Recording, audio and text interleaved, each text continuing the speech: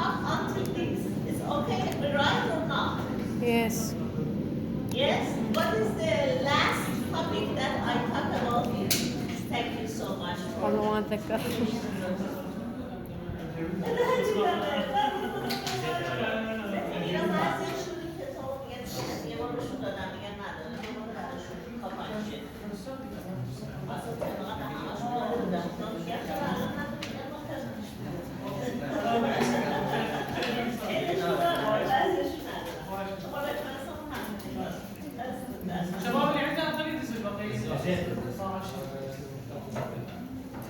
Okay. About the last topic that I talked with you in the last session in the previous semester.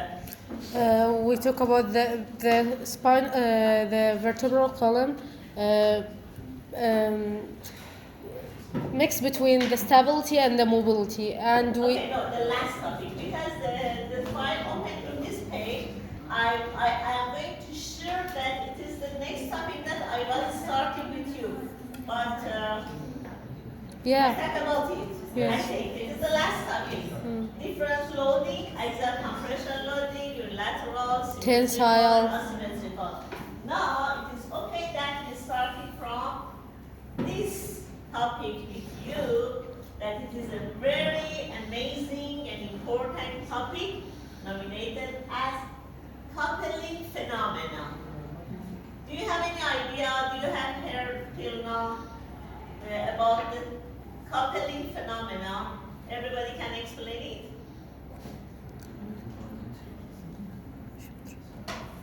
It seems that there is this phenomena in the knee joint and also in the shoulder joint. So, because, hello, how are you? It's my student. It's my youngest student in this class. The youngest student. At the end of the class, I have a quiz from him. And maybe some things he knows. And somebody that don't listen to me don't remember that. They are what I said. Okay, let's go. Coupling phenomena. Coupling phenomena. You pass upper extremity and lower extremity biomechanics. And I am sure that you have heard before about the coupling phenomena in the knee joint biomechanics as well as in the shoulder abduction. What is that? What is that? Okay, another question. Who can explain regarding to the kinematics? What is the meaning of kinematics? The motion. Okay, motion. Who can explain the kinematics of knee extension? Who can?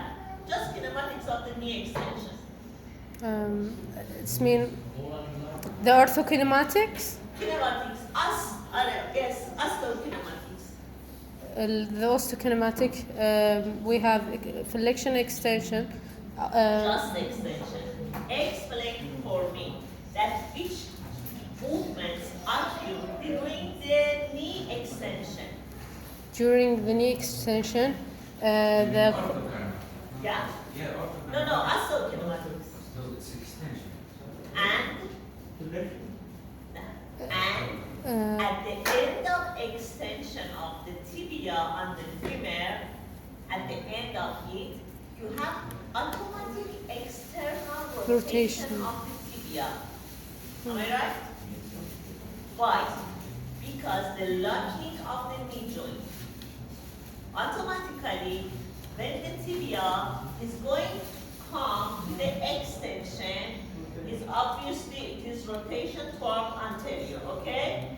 But at the end of extension, suppose that it is tibia and it is femur, okay? At the end of extension, there is an automatic external rotation of the tibia and the femur, and it's providing locking and more stability of the knee joint.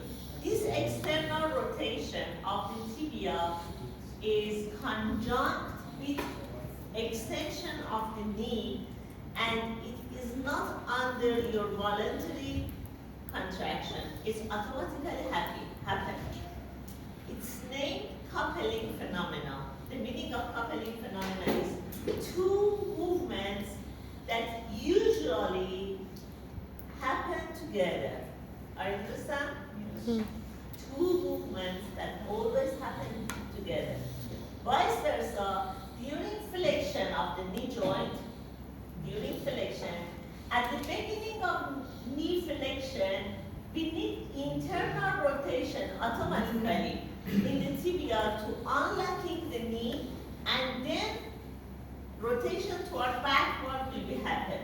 So internal rotation and flexion are coupling phenomena together.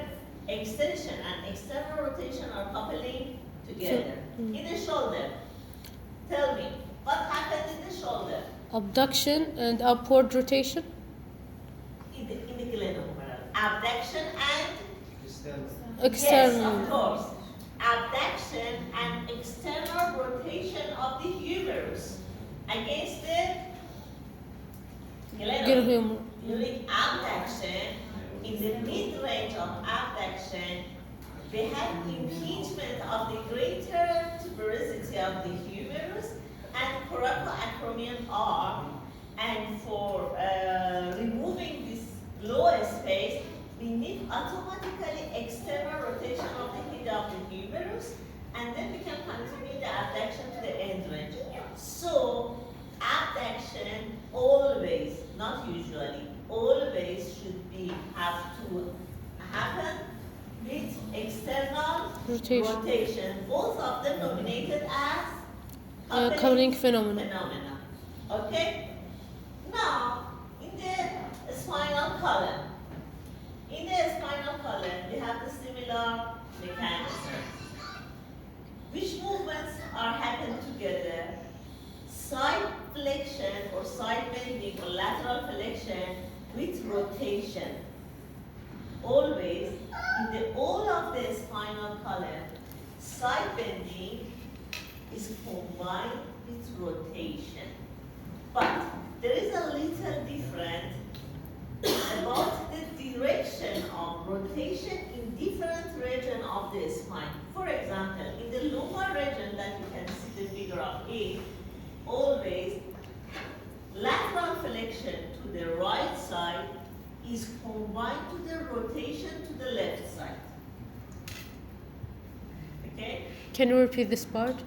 In the lumbar region, lateral flexion to the right side is combined or joined or coupled with the rotation to the left side. It means that the body of the vertebra rotates toward left side and the spinous process cumulated in the right side.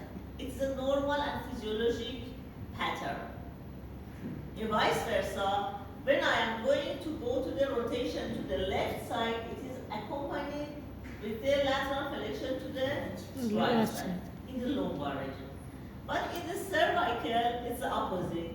The direction of the rotation and side bending is similar. So it means that when I am trying to do rotation to the right side, it is accompanied with lateral flexion to the right side. The mechanism that providing and explaining these movements and the directions is belong to the orientation of the facet joints and their differences in the different region of the spine. Okay? How about the thoracic region? We passed it previously. In the thoracic, upper thoracic, Similar to cervical, and the lower thoracic, follow the lumbar. So here, because we are talking about the lumbar region, we are talking about the coupling of lateral flexion to one side that is coupled with the rotation to the opposite side. Look at this. In this figure, these lines, these bold lines demonstrating the spinous process of the vertebra, okay? Here you can see lateral flexion to the right side. And you can see that the spinous process rotate and come near to the right side. It means that the vertebrae, each vertebra rotate to the left side. In the mechanical models, it happens too. In mechanical models, it is made of wood and rubber. Wood are the vertebrae and rubbers are the intervertebral disc. You can see that in the mechanical model, that it is not a real model in our body. When we try to bend this model toward, for example, right side, the rotation of the vertebra to opposite side will be happening. Okay? Now, here, look at to this two adjunct vertebra to explain more about the mechanism of this coupling phenomena in the lumbar region. Why it happened? It's a question.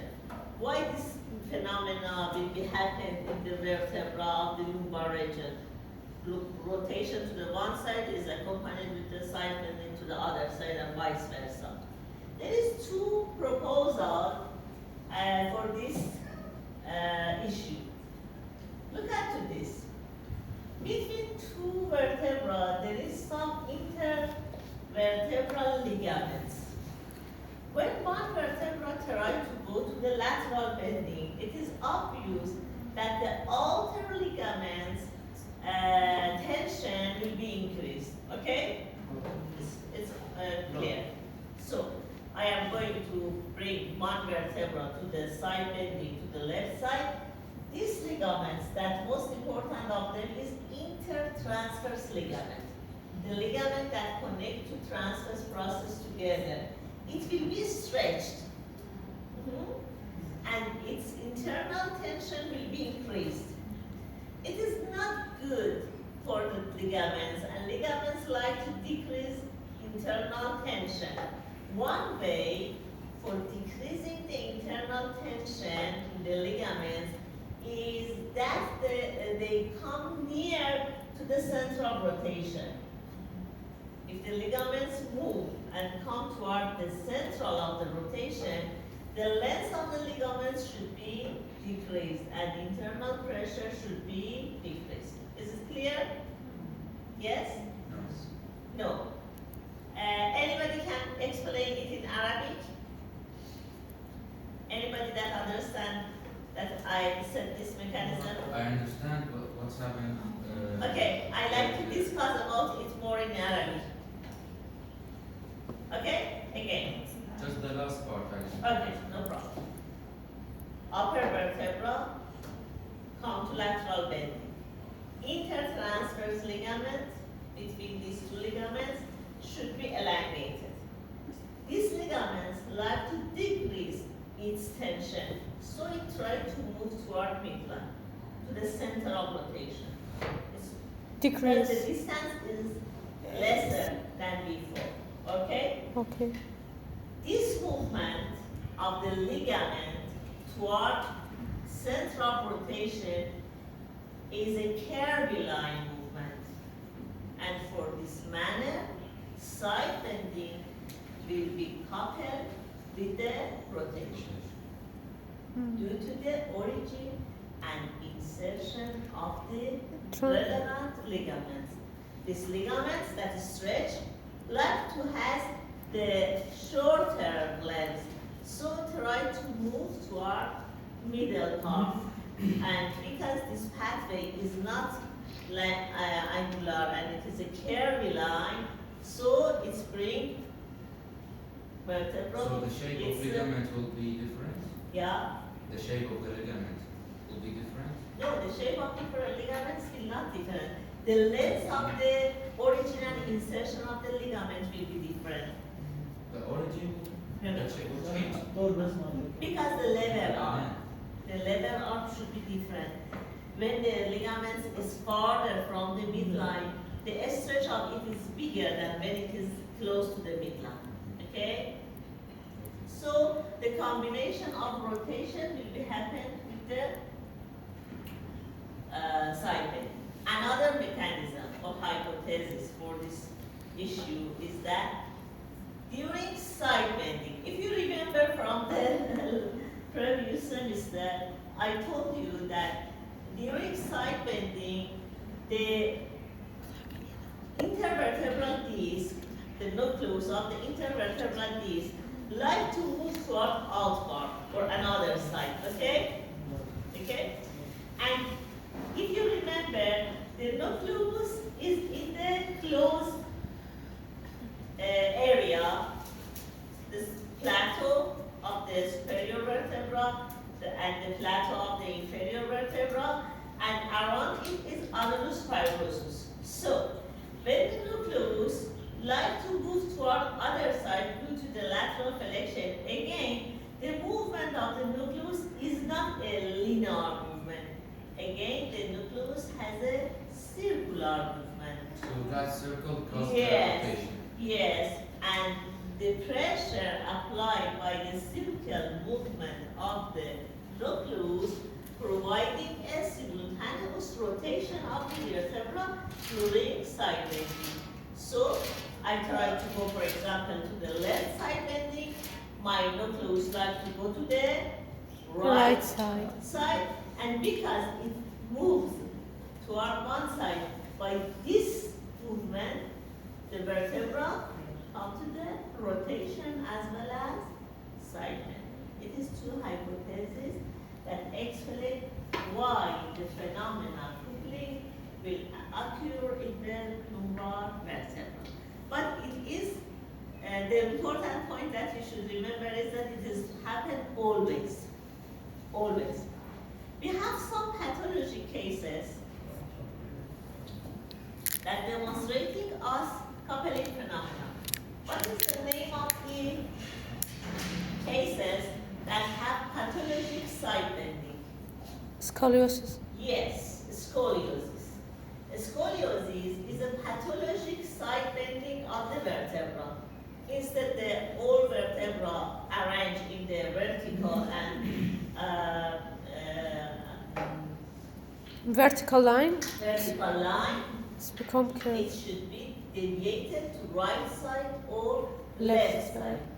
Now, all of you know that always in a scoliotic patient, the deviation is not just lateral flexion, but also it is combining Rotation. This is the case of scoliosis. Both of them are scoliosis, but there is a main differences between these two types of scoliosis. The first type is non-structural. The second one is structural. What is the difference of them? In structural scoliosis, the tissues that are responsible for this pathology conditions are soft tissues. What is the meaning of soft tissues? It is muscles, ligaments, and fascia. So, for differential diagnosis between structural and non-structural scoliosis, we can do this test that asks the patients go to the forward bending. What is the meaning of the meaning of structural scoliosis?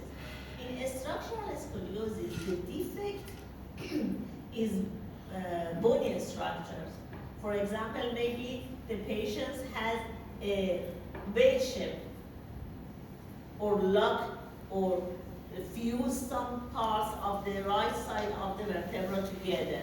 So it's providing the scoliosis again. As mentioned before, for differential diagnosis of structural and non-structural scoliosis, we ask the patient to go to the forward bending. In non-structural scoliosis, maybe there is an imbalance of muscles in both sides. One sides are contracted and other sides are weakened, okay? When you ask the patients go to the forward bending, the length of the vertebra should be increased. And this tension, this elongation, and this axial tensile stress resulted to straight the vertebra. In other ways, when there is structural scoliosis, when you ask the patients come to the forward bending, the scoliosis does not resolve and remain again. Because with stretching the soft tissue, the bony structure anomalies cannot disappear and remains again in these conditions. So it is a very simple test to distinguish between structural and non-structural. It is obvious that the treatment of the structural scoliosis is just surgery. But the treatment of non-structural scoliosis maybe is physiotherapy, exercise, or bracing. Okay? Or what? The last one? Bracing, splint, orthesis. Okay? So, can you explain for me if I have the patients that have a scoliosis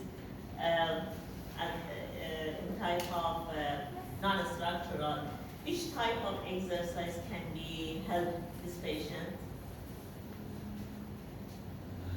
Strengthening exercise. A strengthening exercise for the weakened side, Yes. and also stretching exercise for the shorter side. And as a whole, we should try to apply axial tensile load overall to the spine. For example, hanging from bar fix is a good exercise. Or example, back extension exercise. In kneeling and ask the patients stretch upper extremity and lower extremity. Any type of exercise that apply the stretching force and axial tensile force to the spine is good for treatment of the Non-structural scoliosis. Okay? So, in the physiological condition, remember that we always have side bending with the opposite rotation in the lumbar region. It's normal physiological movement, but sometimes it's changed to the pathologic condition. In pathologic condition, the name is scoliosis and needs the intervention. If it is structural or if it is too severe, the treatment should be surgery. In otherwise, we can use the non-surgical or rehabilitation, physiotherapy, and exercise techniques for resolve the scoliosis. Okay? Any question? Okay. As a whole, spine has most range of motion compared to the other joints in our body. For example, compared to the hip joint, compared to the shoulder joint, I know that there is too many joints in the spinal column, but when we look at the spine as a whole, it's demonstrated that range of motion in the spine is more greater than the other joints in our body. For example, totally flexion of the lumbar spine, totally, and flexion and extension is 250 degrees. It is too much. It's from this position to this position. Full flexion to full extension. And regionally, you can see that, for example, in the cervical, 40 degree of flexion and 70 for extension. And also in the thoracic and lumbar region, we have different degrees. Actually, in the clinics, you cannot distinguish the thoracic from the lumbar. Usually, thoracolumbar measure together. It is not easy to separate the range of thoracic with the lumbar region. Regarding to the lateral flexion again, the total range of lateral flexion is around 75 degrees in each side. that can be divided about 35 degree for the cervical, 20 for the thoracic, and 20 again for the lumbar region. And about rotation. Rotation is very important degree in the lumbar region. Look at this picture. Totally, from cervical, thoracic, and lumbar, the total range of rotation is about 90 degrees. How we can measure it? You know, you pass this course, muscle testing. How you can determine the amount of rotation in the spine as a whole? What is the method for measuring it with goniometer? Yes, with goniometer. But what is your approach? How you can do it on your colleagues? It is a patient. He is a patient. Come to your clinic, and you are going to measure the total range of rotation. How you can do it? By goniometer. Where is the location of the goniometer? What is the command of you to the patient? Is a question.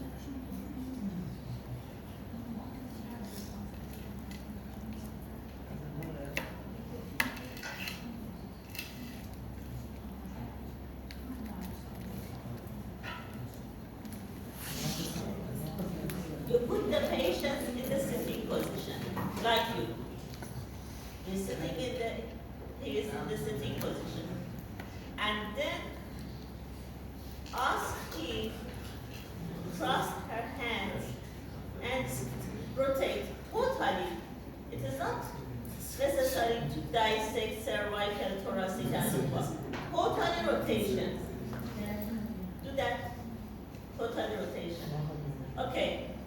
Can you told us where is the location of the goniometer for measuring the rotation?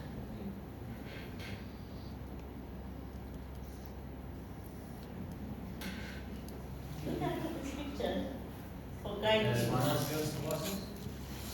Which is spinous process? Transverse process.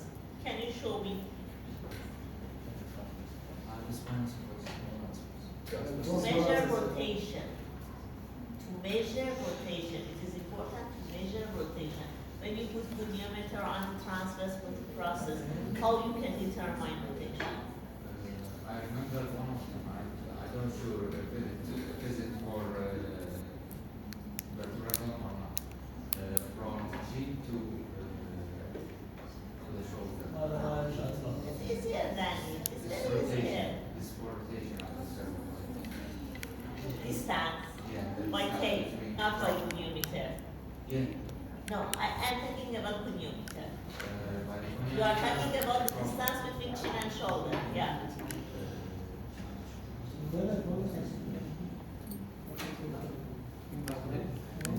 From the head. From the head, yes. From the head you can do it. Okay? Like that. Here you can see. It is a figure that you see the vertebra from the above. Okay? From the above in the cervical region. And you can see that in this figure, total range of motion, when I ask the patient, for example, rotating the one side, totally is about 90 degrees. Totally. But if I try to dissect different parts from each other, I consider that the cervical rotation is about 50 degrees, thoracic is about 35, and how about lumbar? The lumbar has a great 5 degrees. wall. 5 degrees. Why 5 degree? Why? Is my question. Why? you consider, you notice that the amount of rotation in the lumbar region is very, very, very less. Why? As she asked me why, because the orientation of the facet joint in the lumbar region is in the sagittal gland. Its facet joint is another facet joint, and this orientation is the obstacle for the rotation. Is that it cannot permit to have too much rotation. It is contrast to the cervical. What is the direction of the facet joint in the cervical? Like that. Like that. In occiput is like that. In mid-cervical is oblique like that. So it is obvious that rotation around this is very easy. Very easy. And how about thoracic? Like near to the frontal. So it is very good condition for the rotation. It's very good condition. The limitation of the rotation in the thoracic region is just rib cage. Rib cage. Yes. So if you have not rib cage, the range of rotation in the thoracic region was about 360 degrees. You can have full range rotation. But because the sternum and rib cage, there is some limitation for total rotation of the thoracic region. But based on orientation of the facet joint in the thoracic region, it is a good formatted for rotation of the vertebra. So the range of motion of different region of the vertebra regarding to the rotation is based on the different shape of the facet joint and different base orientation. Again, it's the facet joints of the first cervical with the mastoid process of occiput, and gradually it's go to the oblique conditions. In the thoracic, it's go to the frontal, and in the lumbar, it's go to the sagittal plane. This sagittal plane in the lumbar vertebra is very big barrier against rotation of the vertebra. So we notice that during a specific rotation just for lumbar region, you have maximum 5 degrees to each side. 5 degrees to right side, 5 degrees to Left side. side. And average for each vertebra or each motion unit is just 1 degree, because we have 5 lumbar vertebrae. Okay? What is the meaning of motion unit? One vertebra. No, motion unit. Two vertebra and the disc between them. To adjunct vertebra and their intervertebral disc. In each vertebra in the lumbar region, we have just 1 degree of rotation to each side. Okay? It's amazing. You should consider in your mind, especially during mobilization techniques. Okay? It is contrast to the fact that there is in the thoracic region that I will explain it more for you later. It is a functional testing of the range of motion. As you consider, when I ask you to show me the goniometer measurement of the rotation in the lumbar spine, maybe it was too difficult or very difficult for you. But usually in the clinics, we can use the functional test for measuring the degree of range of motion of the spine. It is easier. For example, here you can see for the flexion, amount of the flexion of the lumbar vertebra, instead goniometer measurement, just it's necessary to ask the patients go to the forward bending and measure the distance of the tip of the fingers toward the ground and the distance from the side. Okay? By tape. It's easier in the kidneys. And for the side bending, again, we ask the patients go to the lateral flexion and measure the tip of the finger toward the ground. And Gradually, in the progressive rehabilitation, you can check it and compare to the initial amount in the first session, okay? Okay.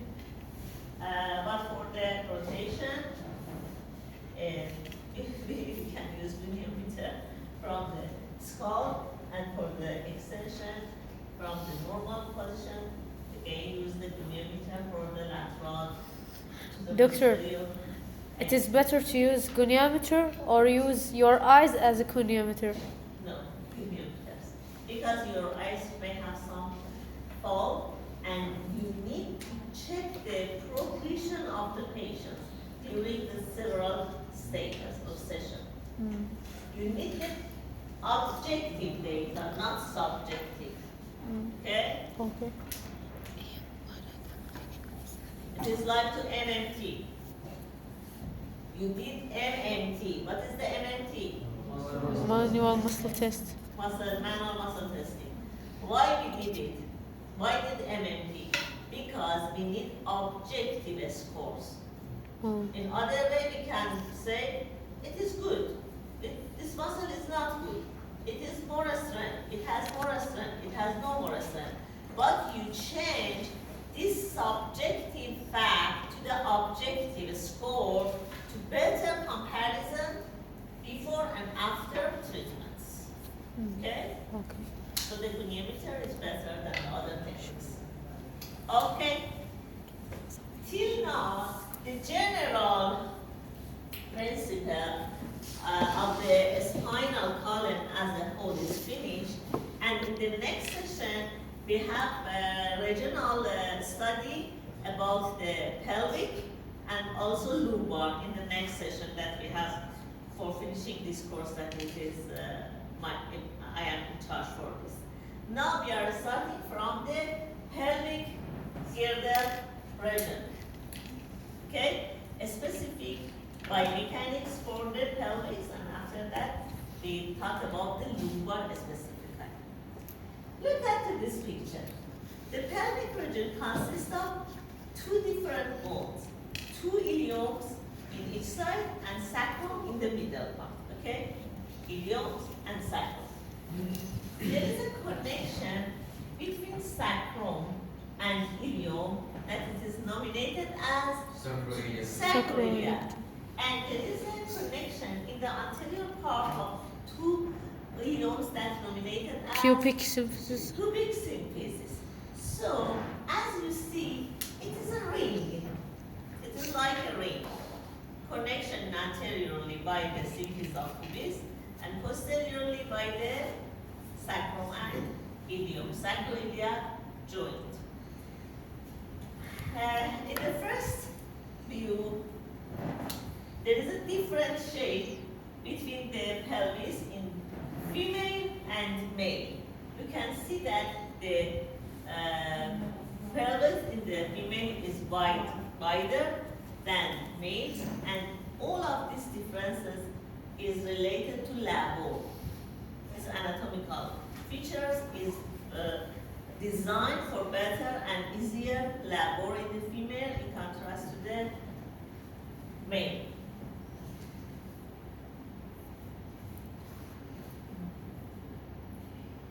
Okay. Go back to this picture. What is the biomechanical role of pelvic region?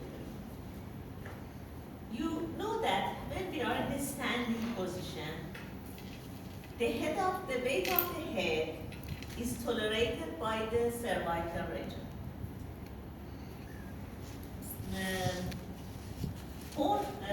The cervical region is hanging and the bone of the head is hanging on the cervical region, and after that, the weight of the upper extremity should be added to this weight and tolerated by the thoracic region.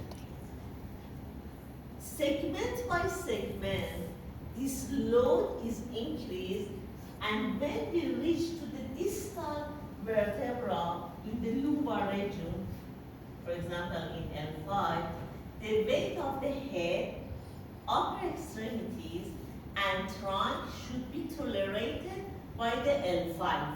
Okay? Okay? All of them is reach to the L5. The most role, biomechanical role of this vertebra is mobility. You know that in most of the daily activity living, we need the mobility of the lumbar region. This load reached to the connection between L5 and S1. S1 is the first sacral vertebra. In the ring of the pelvis, there is less mobility. In contrast to the lumbar vertebra, that more mobility is predicted. In the sacroiliac region, the less mobility is predicted. In other way, the main goal of the sacroiliac is not mobility, but also it is stability and load transmission. The main role of the sacroiliac in each side is transmitted the load symmetrically to the right side and left side.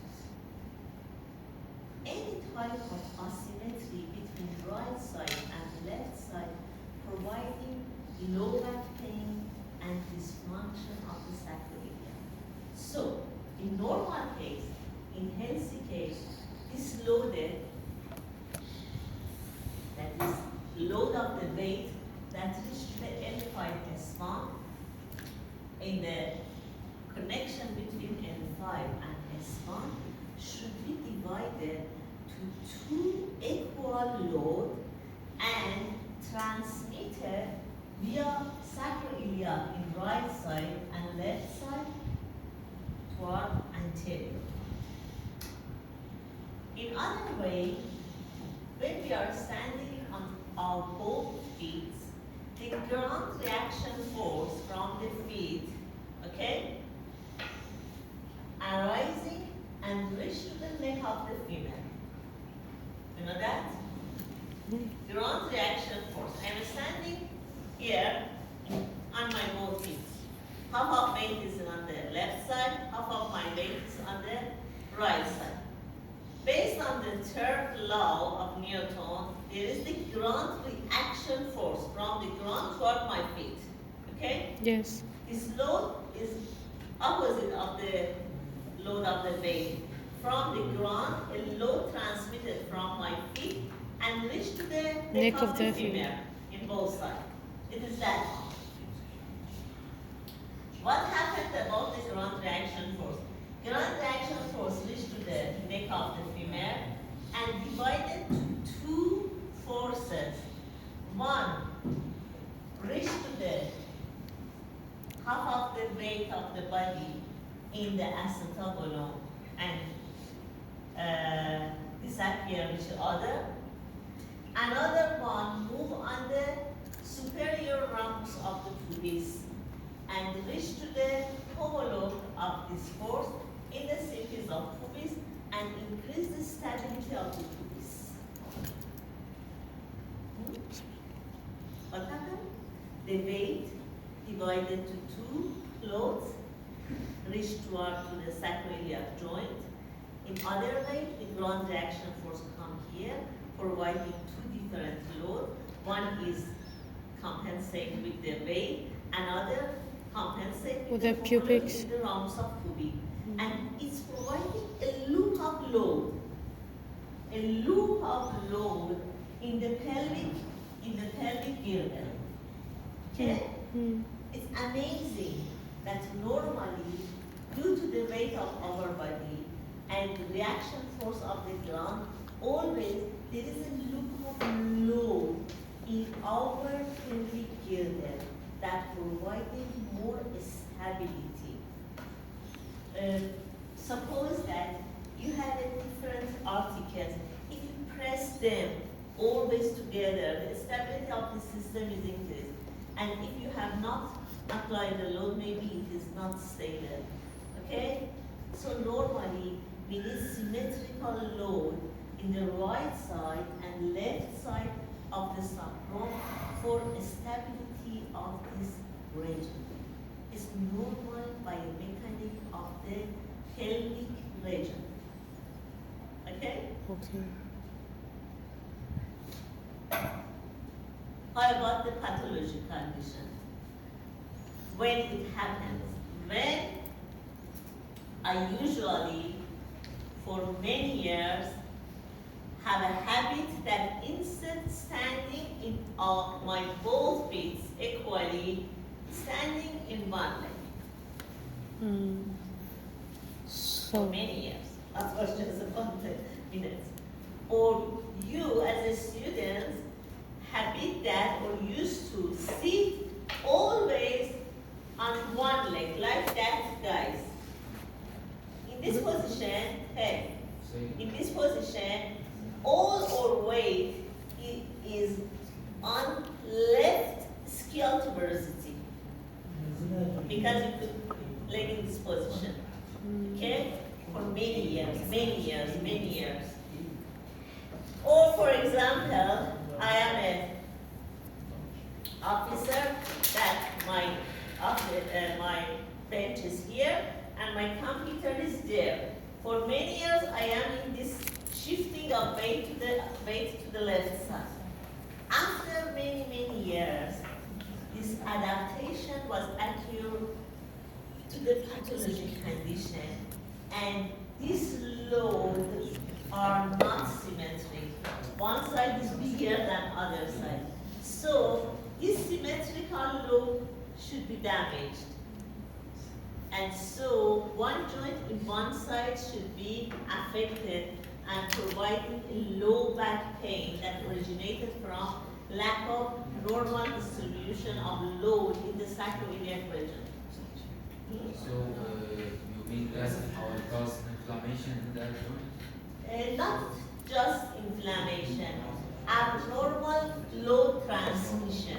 Abnormal load transmission that finally providing malalignment of the sacroiliac. 2 weeks ago, I had a 2 days workshop in Baghdad just about sacroiliac dysfunctions. There is too many reasons, and 2 days we are just talking about sacroiliac One of the important pathologies is the sacroiliac dysfunction. One of Sacroiliac dysfunction, inflammation in the sacroiliac joint. Yes, that's very important pathology, and there is confusion or something like that between that disease and this lumbar. lumbar disease. Yes, of course. One of the most important roles of the physiotherapy in exposure to the low back pain patient. First step is distinguish or differential diagnosis between pain arising from lumbar region or sacroiliac region. It's your role. There is some criteria that you should consider them.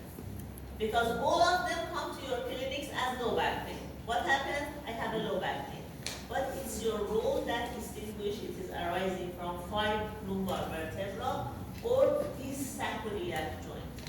And maybe the doctor will be confused and think that the disease is this herniation of the lumbar program. Maybe. But actually it's inflammation of the sacroiliac. Because the Exactly. symptoms is the really same. No, not For at all. example, the Not pain in at the all. lumbar and go to the No. leg. No. The two diseases same. No, they are not same. I have just one few, but there is too many differences. The one is that the radicular pain arising from this herniation passing from the posterior part of the thigh, but in the sacroiliac passing from the lateral. From the lateral, yes. Okay, is the differential. Another one, 2, the radicular pain from the disc herniation may be reached to the ankle or feet, but in the sacroiliac is finished at the knee. There is too many signs and symptoms and tests, especially some physical exam and tests, that finally you have a clinical decision making that this case has suffering from sacroiliac or lumbar region dysfunction. Doctor, my brother has a low back pain. He go to 3 different doctors. The first one tell him that is spondylitis. The second one tell him that it is the spinal canal becomes smaller. The third one told him that has anterior pelvic tilt. And You need the professional physiotherapists to distinguish between them. Maybe there is too many reasons. You know that one of the complicated pathology is low back pain, and many different source of pathology may be considered. There is too many tests, assessment, evaluation, and signs and symptoms that finally you should make a clinical decision making. You should consider that as a physiotherapist is our main role, that to diagnose dysfunction instead of disease. Dysfunction, malalignment of the joints, lack of biomechanical mobility, lack of arthropneumatics, lack of osteopneumatics, imbalance of the muscles, different techniques like muscle energy techniques, strengthening exercise mechanisms, too many techniques that we can use to resolve the pathology and dysfunctions in the surgery. Okay, it is actually the answer of this question is not one sentences or one paragraph. It is a course. Okay, but as you are right, it is a problem. It is a clinical problem that in all over the world may be under discussion. So here in this figure show you that the main role of pelvic region and sacroiliac joint is not mobility. It is stability and load transmission. The stability of this joint is arising from the thick ligaments as well as muscles that are cover the joints, and a little of this is regarding to the shape of the bony structure. But as a whole, bony structures are not congruent together. It is not at all like to the femur joint that exactly it is congruent together. Form closure is related to the shape of the joint. Force closure is related to the tension arising from the ligaments and tension of the muscles that in the sacroiliac joint the main role is belong to the